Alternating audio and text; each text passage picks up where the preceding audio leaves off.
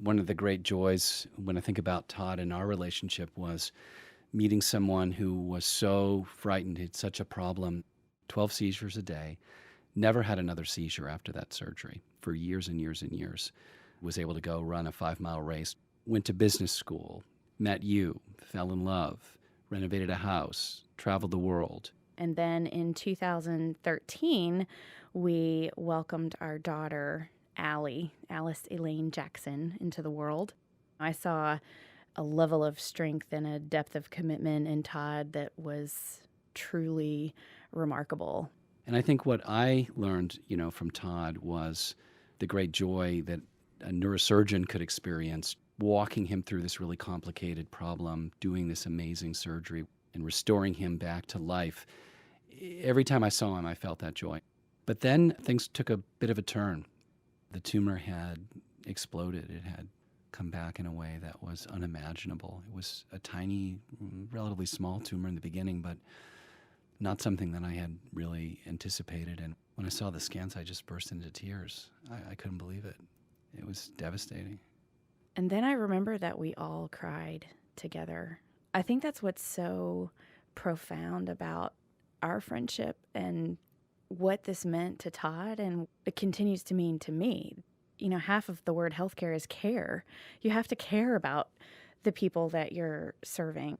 Todd was very special, and he was very special to me. And he taught me that it is okay to love a patient, to have a relationship with a patient. It's different than just the traditional sort of doctor-patient relationship.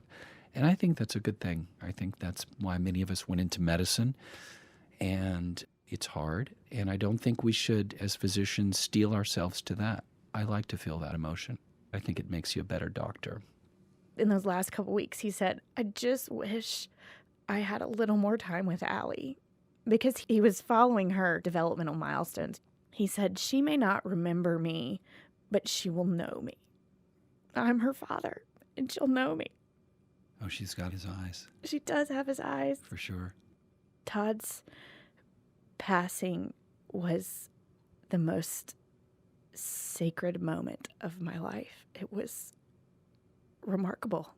He was awake in the middle of the night, and he was asking for Allie.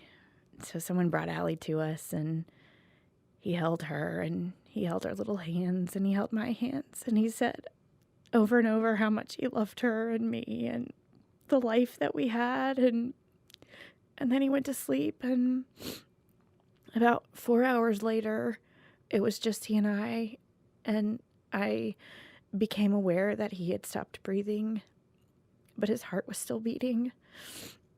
I remember thinking, should I shake him? Should I try to wake him up? But I knew exactly what to do.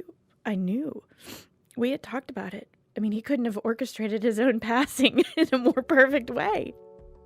I miss him every day, but he'd be pretty mad if he thought that I wasn't keeping on.